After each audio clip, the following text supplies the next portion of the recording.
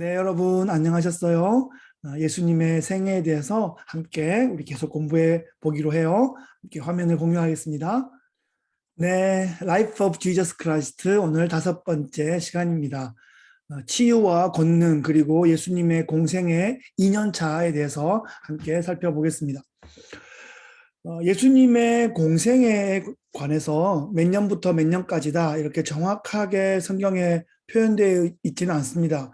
우리가 미리 살펴본 것처럼 헤롯 대왕의 재위 기간과 또 예수님이 태어나셨을 그 무렵의 시간들을 우리가 추적할 수 있고요.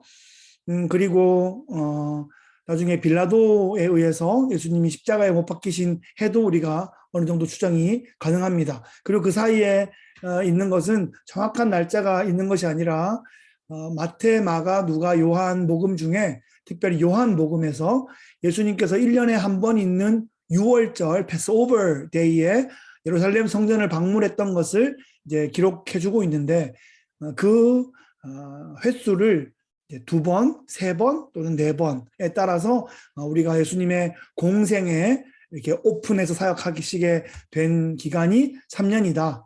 보통 그렇게 추정하고 있습니다. 첫 번째 6월절은 요한복음 2장에 나오는 예루살렘 성전 청결 사건입니다. 그때 첫 번째 예루살렘에 방문하셨던 기간이었고요. 두 번째 6월절에는 6월절에 예루살렘에 방문했던 기록은 잘 보이지 않는데 오병이어라는 큰 기적 사건이 있었어요. 보리떡 5개와 물고기 2마리로 많은 사람들을 먹이셨던 그 사건이 기록되어 있는데 그 사건의 기록 배경에 보면 6월절이 가까운지라 이렇게 표현되어 있거든요. 그러니까 그것은 또 새로운 6월절, 두 번째 6월절을 말하고 세 번째 6월절은 예수님께서 십자가에 못 박히셨던 마지막 6월절. 예수님께서 제자들과 함께 최후의 만찬을 하셨던 것이 6월절 만찬이었거든요. 그러니까 마지막 방문 때도 6월절 기간이었습니다. 그렇게 보통 우리가 세 번의 6월절을 생각하고 있고요. 요한복음 5장 1절에 보면 그 후에 유대인의 명절이 되어라고 하면서 베데스다 연못가를 방문했던 사건이 나오고 있는데 이 명절이 6월절인지 아니면 77절인지 아니면 장막절인지 또 다른 절기인지에 따라서 4번의 6월절이 될 수도 있고 3번이 될 수도 있는 그런 모습입니다. 자, 우리 그 다음은 눈이 번쩍 귀가 쫑긋 치유자 예수님의 그 힐링 사역에 대해서 살펴보겠습니다. 유대와 갈릴리에서 예수님의 치유 사역입니다. 유대 지방에서 보시면 유대 사역은 그렇게 많이 나오고 있진 않아요. 예수님의 사역의 90%는 갈릴리 지역 중심으로 기록이 되어 있고 유대 지역에서는 예수님께서 명절에 예루살렘 방문하실 때 그 기간에 주로 기록이기 때문에 기록이 이렇게 많지 않습니다. 그런데 주로 유대에서의 기억은 요한복음에 대부분 나오고 있어요. 베데스다 연못가에 38년 된 병자를 치유해 주신 사건이 유대에서 기록했던 아주 유명한 그런 치유 사건입니다. 그 베데스다라는 이름은 자비의 집이라는 곳인데 그 베데스다 연못에 수많은 병자들이 모여 있고 한 번씩 이렇게 연못에 물이 움직일 때가 있는데 그 연못에 물이 움직일 때 가장 먼저 뛰어 들어가는 사람의 병은 그가 무슨 병에 걸렸든지 무조건 낫는다 하는 그런 전설이 그 베데스다 연못에 계속 내려왔어요. 그래서 실제로 그래서 어떤 병에 걸렸던 어떤 누가 나았는지에 대해서는 뭐 실제로 밝혀진 것은 없는데 그 전설처럼 그래서 물이 움직이는 것도 어쩌면 베데스다 연못이 우리 그 목욕탕에 물이 이렇게 막 움직이는 것처럼 뭔가 연못이 연결되어 있으면서 수로에서 물이 움직일 때 아마 그것이 이렇게 움직였던 것 같은데 하여튼 그 물이 움직일 때 천사가 물을 움직이고 그 물에 뛰어 들어가면 아주 영험한 어떤 기력을 회복하게 된다는 그런 전설이 있었죠. 그래서 사람들이 서로 환자들이 이렇게 모여 있는데 눈치 게임을 하는 거예요.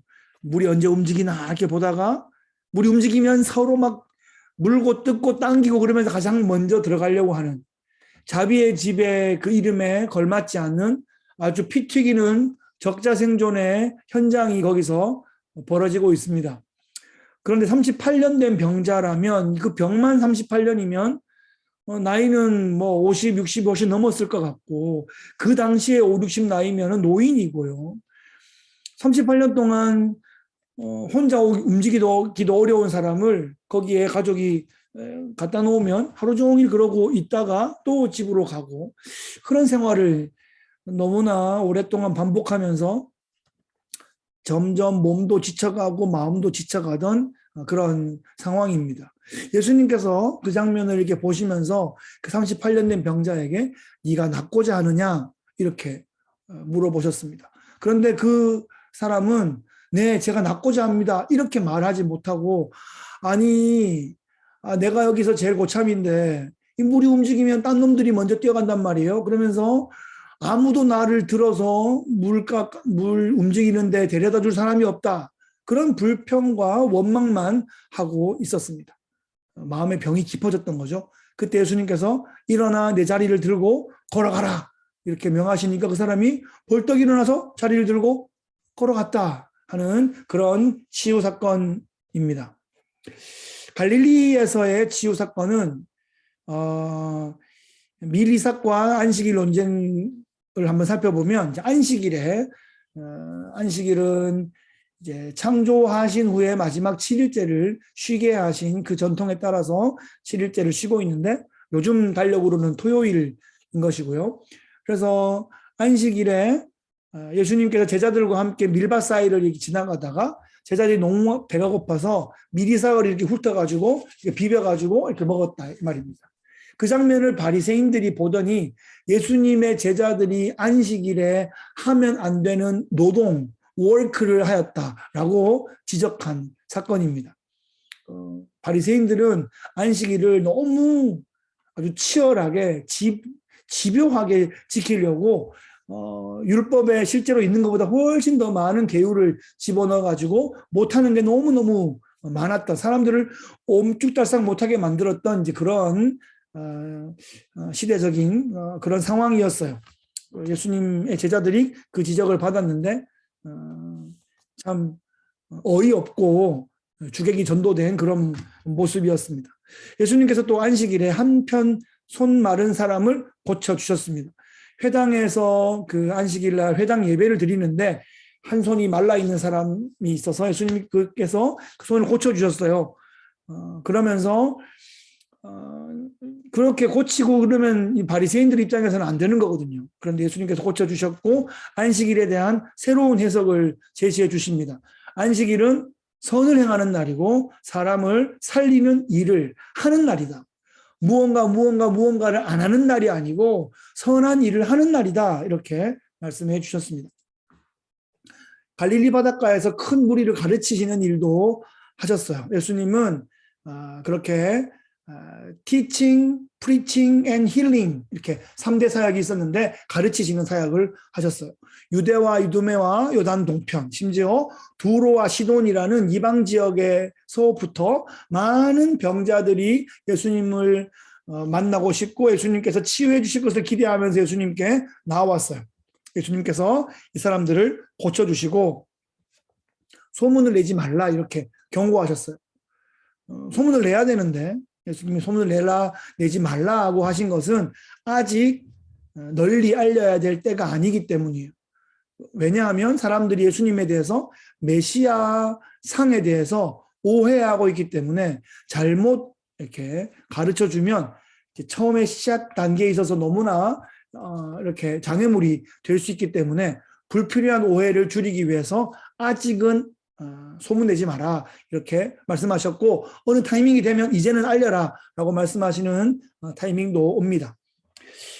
예수님께서 밤을 새워 기도하신 후에 12 제자를 세우시는 장면도 나오고 있습니다. 큰 무리가 있다가 떠나가자 예수님은 홀로 산에 올라가셔서 밤새 기도하신 후에 12명의 제자를 따로 세우셨습니다. 이 12 제자는 구약 성경에 12 지파가 있었는데 12지파로 구성된 이스라엘을 예수님의 12제자로 구성된 하나님의 스피리추얼한 하나님의 나라로 구성하시기 위해서 그 이스라엘의 영적인 스피리추얼한 회복을 위해서 12제자를 세우신 것입니다. 베드로, 안드레, 야고보, 요한, 빌립, 바돌로메, 도마, 마테, 야고보, 다데오, 시몬, 가룟, 유다 이렇게 되어 있습니다. 베안야요 빌바 도마야 다시가 이것은 12제자 첫머리 글자이니 베안야요 빌바 도마야 다시가. 네, 이거 제가 10살 때 한번 듣고 배운 노래인데 평생 까먹어지지가 않네요. 12제자 이름이고요. 자, 그 다음에 산상설교. 아주 유명한 산상설교이죠. 팔복의 메시지가 있는, 여러분 유튜브에서 팔복 이렇게 쳐보면 아주 좋은 노래가 있습니다. 성가대가 부른 노래도 있고 또 중창단이 부른 노래도 있고, 그런데 에반스의 축복이라는 노래가 참 좋습니다. 제 결혼식 때 성가대가 불러주었던 노래인데요. 너무너무 좋으니까 한번 유튜브에서 한번 들어보시면 좋겠어요. 그 유명한 팔복의 메시지가 있는 설교 시리즈, 산상설교 시리즈입니다. 이것은 이제 심령이 가난한 자는 복이 있나니 천국이 저희 것이며 이렇게 나오는 것인데, 이렇게 하면 복을 받는다라는 그런 의미가 아니라 지금 이 산에 모여 있는 이 사람들 너희 복 있는 자들이여 라고 이미 모여 있는 분들에게 복을 선포하는 그런 메시지로 이해하면 좋겠습니다. 가버나움이라는 곳은 예수님의 사역의 베이스 캠프가 있는 곳인데, 그 가버나움에서 백부장의 종을 고치십니다. 이 백부장은 로마의 그 100명을 다스리는, 우리 군대 체제로 말하면 중대장 정도 역할을 하는 그런 센츄리온, 그런 장군인데 그 백부장의 종을 고쳐주신 상황입니다. 좀 멀리 떨어져 있어서 예수님께서 고쳐주러 가려고 했는데, 주여 내 집에 들어오심을 나는 감당치 못하겠사오니 지금 여기서 다만 말씀으로만 하옵소서. 그러면 저 집에 있는 내 하인이 낫겠습니다 라고 고백합니다. 그래서 예수님께서 이스라엘 중에서도 아무도 이만한 믿음을 갖지 못했다라고 이 로마인 백부장의 믿음을 칭찬해 주었습니다. 나인성에 과부가 있었는데 그 과부의 아들이 죽어서 장례 행렬 가운데 예수님께서 그를 멈추시고 나인성 죽은 과부의 아들을 살려주신 사건입니다. 모든 죽은 자를 다 살리신 사건이 아니라 특별히 그때 그 상황에서 그를 살려주셨습니다. 이것은 샘플이죠.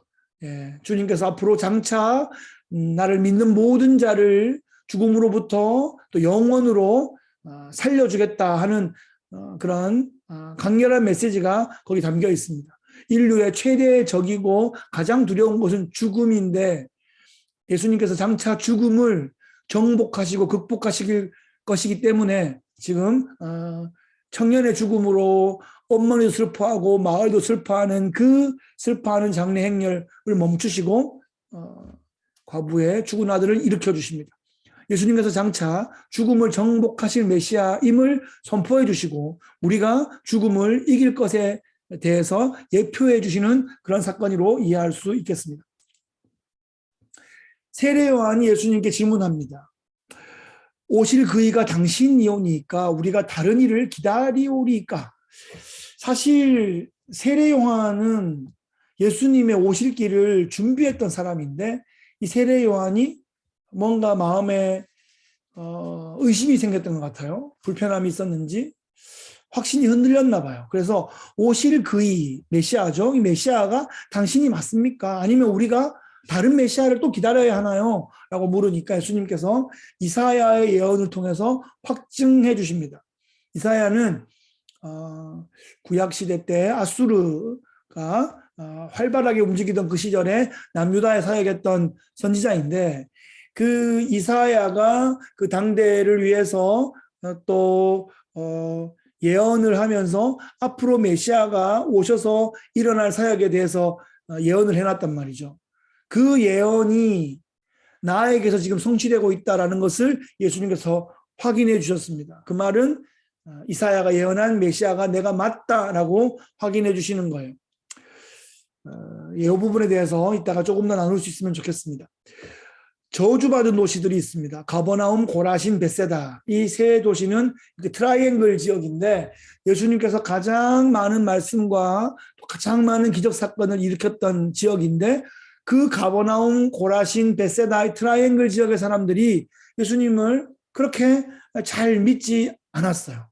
그래서 내가 여기서 행했던 만큼의 기적을 다른 곳에서 행했으면 거기서는 벌써 다 구원받았을 거다라고 하시며 아주 강력한 경고와 저주를 했던 바로 그 도시들입니다.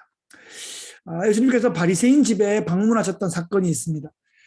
바리새인 시몬이 예수님을 초청했습니다. 바리새인이라고 예수님을 다 싫어하거나 다 미워하는 건 아니고 정직하게 예수님의 삶과 사역을 볼 줄 아는 사람은 존경심을 가지고 예수님을 초청하고 함께 식사를 나누는 그런 일들도 있었어요.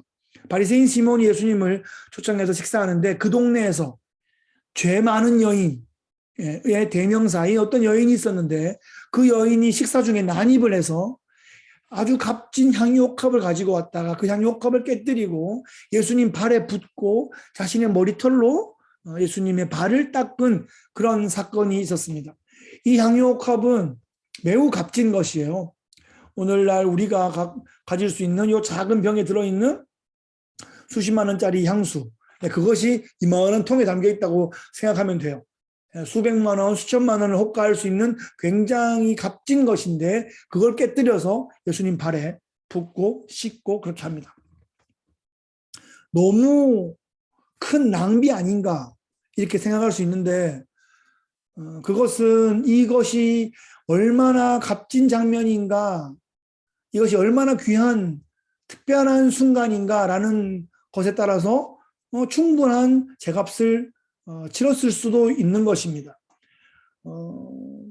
그 장면이, 그 상황이, 또 그 여인이 섬기고 있는 그 예수님이란 분이 그냥 보통 사람이고 보통 장면이면 그것은 너무나 큰 낭비겠죠.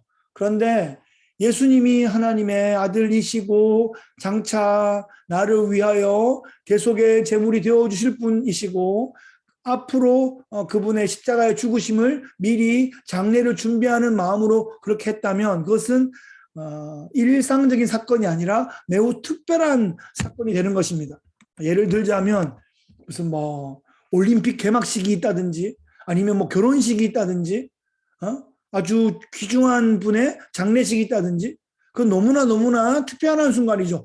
두 번 다시 올 수 없는 특별한 순간에 내가 가진 가장 귀한 것을 쏟을 수 있으면 그것은 가장 effective하게 효율적으로 쓰인 것이다 이렇게 말할 수 있겠죠.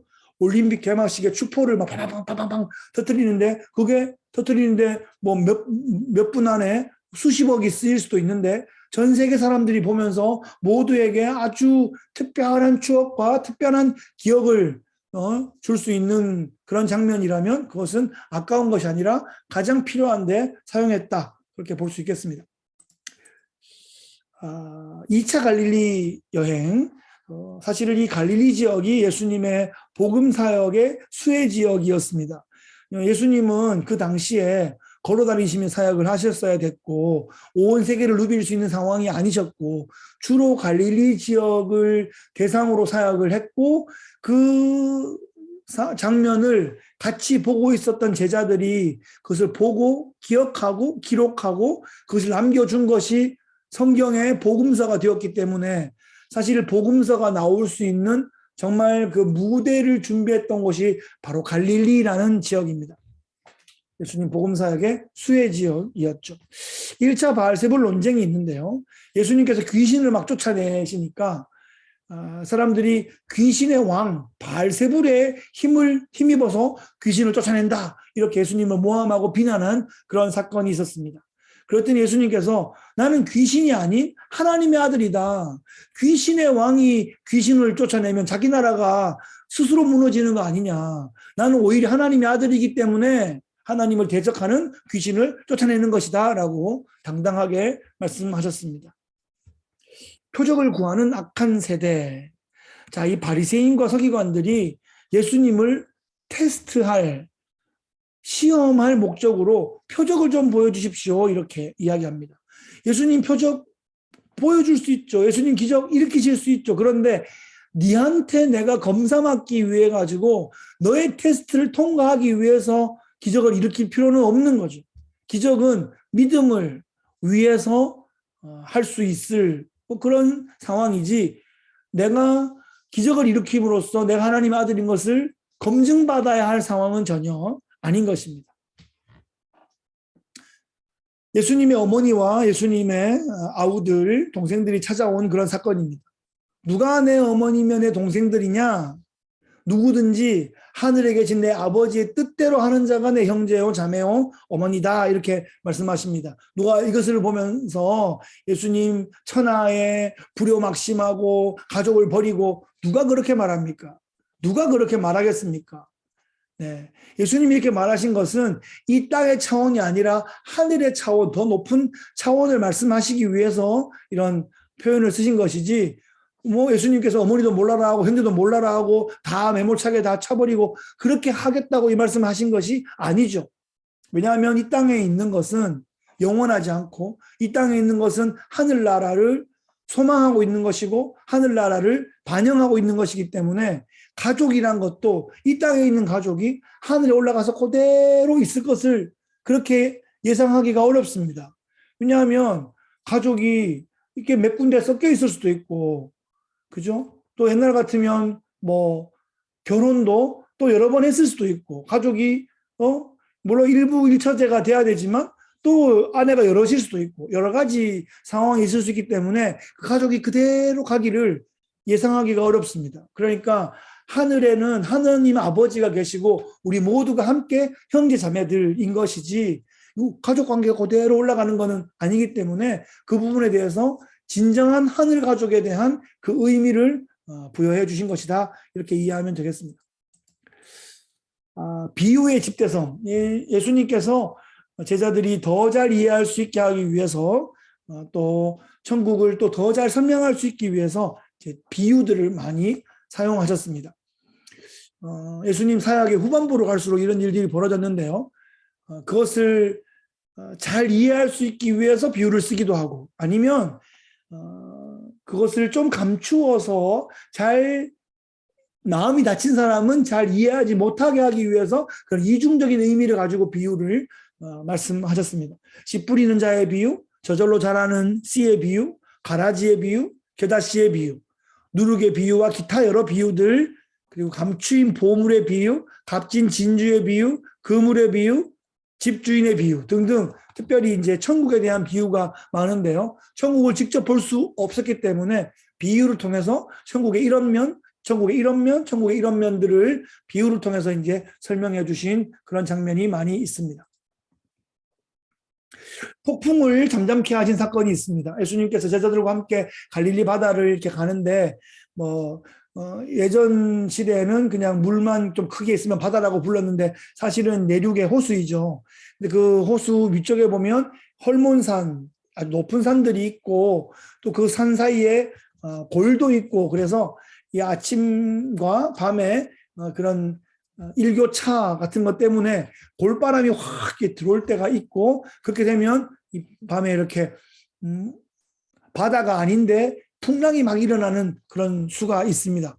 그래서 매우 위험한 상황이 되었는데 배에서 고온히 주무시던 예수님을 제자들이 막 깨웠어요. 예수님, 배가 지금 너무너무 흔들리고 위험해요. 이렇게 막 깨우니까 예수님께서 아이고 왜 깨우느냐, 그리고 일어나셔서 바다를 바라보시고 고요하라, 잠잠하라 하니까 바다가 조용해졌어요.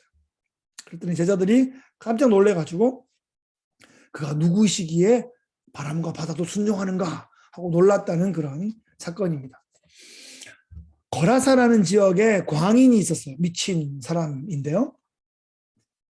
더러운 귀신이 들렸어요. 그래서 그의 정신세계가 황폐해지고 힘은 또 엄청나게 세지고 막 몸에 쇠사슬 같은 걸 막 묶었는데 통제가 전혀 안 되는 그런 사람이었어요.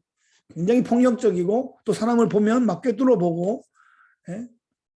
그리고 위험한 아주 그런 사람이었는데 무덤 사이에서 막 자고, 그래서 예수님께서 이 폭풍을 잠잠케 하신 다음에 도착해서 처음 만난 사람이 이 거라사 지역에 이 미친 사람이었거든요. 그 광인이 예수님 보자마자 지극히 높으신 하나님의 아들 예수여, 왜 나를 찾아오십니까? 왜 나를 괴롭게 하십니까? 이렇게 말한단 말이에요. 귀신도 하나님의 아들이라고 예수님을 알아보는 거예요. 그랬더니 예수님께서 네가 왜 거기 있냐? 그 사람에게서 나와라. 그렇게 하니까 그 귀신이 군대 귀신이에요.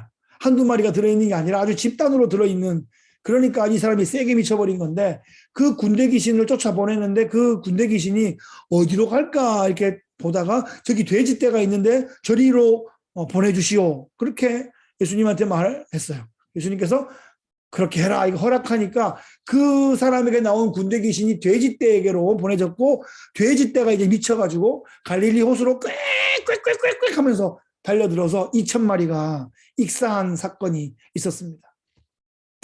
사람들은 이 귀신 들었던 사람이 나왔던 거에 대해서는 아무 생각도 없고, 돼지떼가 2,000마리가 죽었기 때문에 예수님한테 우리 마을에서 떠나가 주십시오. 이 사람 있다가는 돼지떼 다 죽겠네. 이렇게 하고 떠나보내는 그런 모습이고, 이 나음을 입은 청년이 예수님을 쫓아오려고 그러니까 따라오지 말고 너는 이 사건을 마을에 또 여러 곳에 적극적으로 전파해라. 이렇게 사명을 주셨습니다. 회당장 야이로의 딸과 혈루증 여인을 고친 사건이 있는데요. 이제 회당의 그 시나고그에 회당장이 있어요. 야이로라는 분에게 딸이 있는데 이 딸이 죽어가고 있는 거예요. 죽은 게 아니에요. 거의 죽어가고 있는 상황에서 예수님께 종들이 와서 우리 회당장님의 딸이 죽어갑니다. 어서 오십시오. 그래서 예수님께서 가시는 길인데, 가시는 길에 혈루증 걸린 여인, 이 혈루증이라는 것은 정말 여인이 계속 하혈을 하는 아주 치명적인 그런 병이에요. 이 혈루증으로 아주 오랫동안 고생하는 이 여인이 예수님께서 지나가고 계신데 뒤로 이렇게 숨어 들어가서 예수님 옷자락을 만졌어요. 그랬더니 나음을 입은 거죠. 예수님께서 지금 누가 내 옷자락을 만졌냐 이렇게 말하니까 제자들도 아니 예수님 지금 사람들이 떠밀고 있는데 누가 만진지 어떻게 압니까? 예수님과 이 여인만 아는 거예요. 이 잡은 이 여인만 알고 그 예수님의 능력이 그 믿음으로 잡은 그 여인의 손을 통해서 빠져나간 것을 예수님이 아셨기 때문에 그 여인을 불러내어서 그 여인의 마음도 치유해 주시고 병도 치유해 주셨습니다. 그 와중에 좀 지체한 탓일까요? 야이로의 딸이 죽었습니다. 죽은 후에 예수님께서 도착하셨는데 예수님께서 얘가 잔다 이렇게 말씀하시며 이 소녀의 손을 일으켜 주셨습니다. 직접 이렇게 달리다 굼 하면서 이 여인의 이 소녀의 손을 일으켜 주신 사건이 나오고 있습니다. 눈먼 사람과 귀신 들린 사람들을 고치신 사건이 나옵니다. 이 맹인과 벙어리를 고친 사건은 메시아의 표적으로 구약에 예언되어 있습니다. 앞을 못 본 사람들이 눈을 뜨게 되는 사건, 말 못하는 사람들이 말을 하게 되는 그런 사건, 가난한 자가 부하게 되고 자유를 얻게 되고 포로된 자가 자유를 얻게 되고 눈먼 자가 보게 되는 이런 사건들이 있을 것이다라고 이사야가 예언했기 때문에 예수님께서 다른 병들도 고칠 수 있지만 특별히 눈먼 사람이 눈 뜨고 벙어리가 입을 열게 되는 이 사건에 대해서 예수님께서 직접 그렇게 고쳐주셨고 복음서의 기자들이 그것을 꼭 기억하여 기록해 주고 있습니다. 신약과 구약이 있는 것은 구약에 있는 그 내용들이 예수님을 통해서 실현되고 성취되었다는 것을 확인해 주기 위해서 구약과 신약이 세트로 붙어 있는 것입니다. 나사렛에서 두 번째 배척을 당합니다. 이 사람의 이 지혜와 이런 능력이 어디서 났느냐? 이는 금옥수 요셉의 아들이 아니냐? 이 어머니는 이렇고 형제들은 이렇게 있지 않느냐? 다 아는 거예요. 마을 사람들이니까. 그래서 고향에서는 선지자가 나오기 어렵다 이런 격언이 있는 것이에요. 자기가 다 알고 있는 게 사실 다 아는 게 아니거든요. 하나님께서 여인의 몸을 빌려서 이 땅에 태어나신 것이고, 야, 정말 우리 마을에서 메시아가 났구나, 이렇게 알게 되어야지 정말 대박 사건인 건데, 아니 저 엄마 누군지 알고 아빠 누군지 알고 아들 누군지 아는데 좀 무슨 얘기야, 이렇게 하면서 자기들이 지금 눈으로 보고 목격하고 있는 것과 실제로 자기들이 알고 있는 그 가족 상황에 괴리가 있는데도 그것을 믿음으로 좀 확인하려고 하지 않고, 저거는 아니야, 저거는 그냥 우리 마을 사람인데 뭐가 저가 메시아야, 이렇게 말하고 있어서 오히려 아는 게 독이 된 그런 사건입니다. 12제자의 파송과 3차 갈릴리 여행을 보면 예수님께서 제자들 12를 세우시고 둘씩 짝지어서 파송해 주셨습니다. 둘씩 짝지어서 보낸다는 게 중요하고요. 그래서 복음을 전하러 갈 때는 혼자서는 잘 안 가고요. 둘이 갈 때 서로 또 이렇게 의지도 하고 또 그렇게 기도도 하고 같이 힘을 주면서 짝으로 활동할 수가 있습니다. 세례 요한의 죽음의 사건이 나오는데요. 헤롯 안티파스, 성경에는 헤롯 안디바라고 나오는데, 헤롯 안티파스가 세례 요한을 참수형에 처했습니다. 예수님이 오실 길을 예비했던 그런 불꽃 같은 사역자 세례 요한의 삶을 우리가 잘 기억하면 좋겠습니다. 자, 세례 요한에 대한 얘기를 좀 더 해보죠. 확신에서 회의로 의심하는 세례 요한에 대해서 우리가 한번 살펴보겠습니다. 예수님을 의심하는 세례 요한. 자, 헤롯 안티파스가 헤롯 빌립의 아내 헤로디아와 결혼한 것을 세례 요한이 지적합니다. 형제의 아내니까 이거는 형수가 되나요? 그랑 이제 결혼하고 그러면 안 되잖아요. 부도덕한 거잖아요. 그것을 지적했어요. 그랬더니 마케로스의 그 감옥에 세례 요한을 가둬두었습니다. 어느 날 옥중에서 자기 제자들을 통해서 예수님께 한번 질문하라고 하는 거예요. 오실 그이가 당신이 오니까 우리가 다른 일을 기다리오리까? 정말 예수님의 사역의 처음 시작부터 또 예수님께 초기 사역을 할 수 있도록 자리도 비켜주면서 굉장한 서포터였는데 세례 요한이 왜 이런 말을 하게 됐을까요? 예수님에 대한 초기의 확신이 점점 회의와 의심으로 전개되고 있는 세례 요한의 모습을 우리가 봅니다.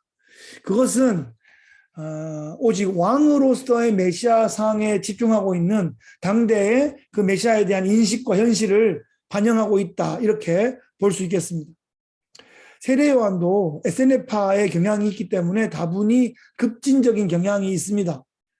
네, 그래서 급진적이고 개혁적인 성향이 있기 때문에 뭔가 왕으로서 다윗의 후손으로서 와서 이 로마 제국하에서 뭔가 획기적인 리더십을 가지고 뭔가 다시 정권을 탈환하고 뭔가 눈에 보이는 가시적인 성과들이 나오기를 바랬는데 예수님 그렇게 하지 않으시고 그냥 식사하시고 사람들 만나시고 병자가 오니까 낫게 하시고 이러면서 천천히 하고 계신 거예요.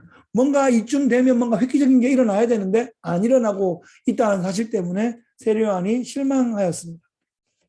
오실 이라는 표현은 종말적인 심판자로서의 메시아를 의미하는 또 다른 칭호라고 할 수 있겠어요. 그냥 메시아다 이렇게 이해하면 되겠습니다. 그런데 이제 인자라는 표현이 나오는데 다니엘 7장의 인자와 같은 개념입니다. 그러니까 인자가 사람의 아들이라는 뜻이 아니고 바로 그 사람의 아들이라는 뜻이고, 그것이 딱 정확하게 바로 그 사람, 바로 다니엘 7장에 나오는 바로 그 사람과 같은 그런 모습의 존재인 어떤 분이라는 의미로 인자라는 것을 사용합니다. 인자, 두 글자지만 그 안에는 역사와 계시와 전통과 아주 깊은 신학적 의미가 거기 담겨 있습니다. 다니엘 7장에 보면 짐승으로 표현되는 당시 세계 패권을 가지고 있던 바벨론, 페르시아, 헬라, 로마의 그런 상징적인 동물들이 나오고 있는데 바로 그 동물들, 모든 동물들을 다 정복하는 사람을 닮은 어떤 분이 오셔서 제국의 나라들을 정복하십니다.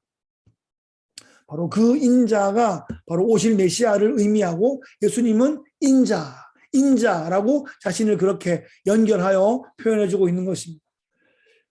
세례 요한도 로마 제국을 정복할 다윗의 후손으로서의 강력한 왕으로서의 메시아상을 기대했을 것입니다. 그런데 예수님의 공생의 사역에서는 그런 강력함이 보이지 않았기 때문에 제자들도 또 실망하고 또 세례 요한도 실망하고, 세례 요한은 실망해서 제자들에게 확인해 보라고 했는데, 사실 또 어떤 자기 성향을 가지고 있는 제자 중에 한 명은 예수님을 나중에 팔아버리기도 하죠. 예.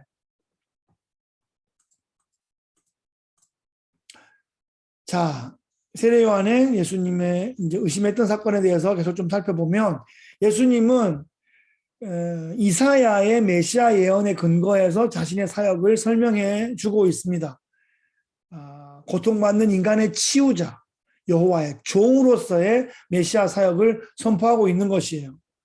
세례 요한은 당시 이스라엘 사회를 풍미했던 잘못된 메시아 신학에 잡혀 있었고, 세례 요한뿐 아니라 예수님의 모든 제자들이 다 그런 생각 가운데 있었고, 예수님께서 예루살렘 성에 입성하실 때에도 자기들끼리 길에 가는 길에 누가 더 크냐, 내가 넘버 1이야, 내가 넘버 3야, 이런 얘기를 하면서 서열 경쟁을 계속 하고 있었습니다. 예. 자꾸 그렇게 하다 보니까 예수님을 통한 천국 운동에 깊이 동참하기가 어려웠던 것이 제자들의 형편이었습니다. 예수님께서는 세례 요한을 아주 극히 높여주시면서 구약시대 인물로서는 여인이 낳은 아들 중에 세례 요한 같은 사람이 없다, 이렇게 하면서 최고의 극찬을 했는데, 신약시대에 넘어오면서 이 신약시대에는 그 어떤 소자도 세례 요한보다 더 크다, 이런 얘기를 한단 말이죠. 그것은 신약시대로 넘어오면서 상황이 급반전됩니다. 신약시대에는 천국이 임하고 하나님 나라가 임하는 이런 상황에서는 구약적인 계율을 지키는 것이 큰 자가 아니라 예수 그리스도 안에 담겨서 예수님의 그 포도나무 가지에 붙어서 포도나무 열매를 맺는, 바로 예수님과 연결된 사람이 예수님의 제자이고 예수님의 모든 진액을 누릴 수 있는 천국 백성이 된다는 것이죠. 새 시대에 걸맞는 새 사람, 새 부대, 새 포도주가 되는 것입니다. 자, 아까 말씀드렸던 이 예수 그리스도의 메시아상에 대해서 보면, 이제 섬기는 종으로서의 메시아를 이 제자들과 세례 요한과 이 시대가 놓치고 있었기 때문에, 그것이 이미 예언되어 있었지만 그것이 자기의 생각이나 믿음이나 그런 기준이나 이런 것이 확 앞서버리면 이미 다 말씀해 주셔도 못 볼 수도 있는 거죠. 그래서 예수님은 2번 오십니다. 초림 첫 번째 오시고 다시 재림 2번째 오시는데, 첫 번째 초림으로 오셨을 때는 섬기는 종으로서의 메시아의 모습으로 오십니다. 그런데 이제 다시 오실 때, 재림주로 오실 때 강력한 왕으로 오시는데, 그걸 잘 모른 나머지, 왜냐하면 구약의 선지자들이 여호와의 날이라고 말할 때 그것은 초림이 있고 재림이 있는데, 이것을 그 옛날에 이쪽으로 볼 때는 초림하고 재림이 겹쳐서 하나가 보이기 때문에 그냥 강력한 왕으로서만 보인단 말이에요.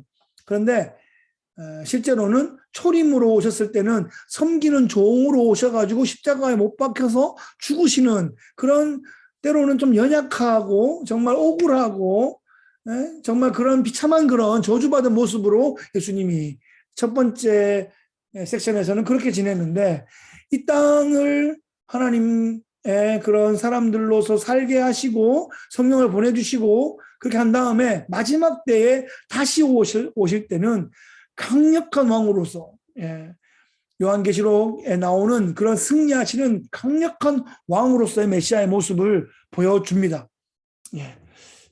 그래서 이것은 재림 때는 반드시 이럴 것이다, 이렇게 기억하시고, 초림 때는 섬기는 모습으로 오셨을 때 놀라지 마라.